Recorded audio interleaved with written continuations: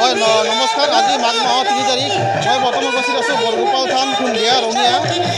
আজিৰে পৰা ইয়াত অনুষ্ঠিত হৈছে মাঘী উৎসৱ। মই পোনে পোনে মোৰ সতীৰ্থ কিছু দৃশ্য দেখিবলৈ জনাম। ইয়াত বিভিন্ন অঞ্চল ভক্তসকলে ভিতৰত পৰিলক্ষিত হৈছে।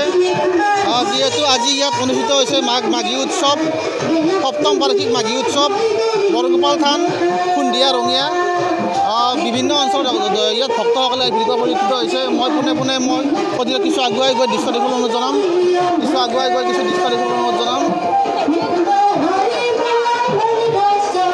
ইয়াত চাকি বন্তি জ্বলোৱা পৰিলক্ষিত হৈছে। ইয়াত মই মূল মন্দিৰৰ দৃশ্য দেখিবলৈ জনাম। বৰগোপাল থান বিভিন্ন অঞ্চল ভক্তসকলে ভিতৰত পৰিলক্ষিত হৈছে। ৰাতিপুৱাৰে পৰা পোনে পোনে মই পুনৰ কিছু দৃশ্য দেখিবলৈ জনাম মোৰ সতীৰ্থক।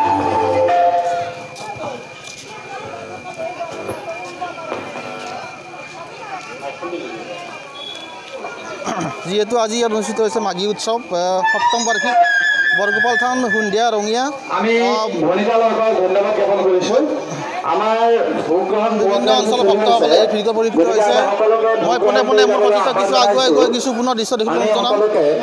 ভোগ গ্ৰহণ কৰিবলৈ আহ্বান জনাইছোঁ। ইতিমধ্যে ভোগ গ্ৰহণ কাৰ্যসূচী চলি আছে। আপোনালোকে জানে উপস্থিত আছে সমিতিৰ কিছু বিষয়ববীয়া, তেওঁলোকৰ ওচৰলৈ যাম, তেওঁলোকৰ পৰা কিছু কথা জানিম।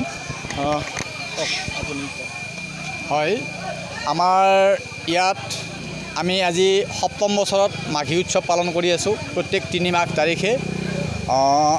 কাৰণটো এইটোৱে, আমাৰ ইয়াত এটা মন্দিৰ আছিলে, আমাৰ এই সন্ধিয়া যাৰ বুৰঞ্জী প্ৰসিদ্ধ।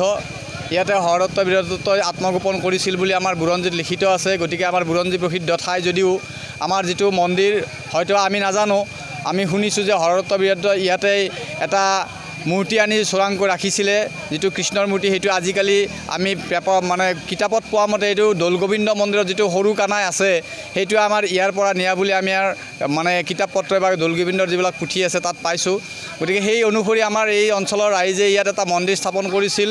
এডাল ডাঙৰ জৰি গছ আছিল, যিডাল গছ মাটিত লাগিলে এটা পোখা হৈ যায়, তেনেধৰণৰ গছ আছিল। গছডাল মৰিল। তাৰপিছতে আমি গাঁৱৰ ৰাইজে লগ লাগি সুন্দৰ মন্দিৰ বনাইছিলোঁ।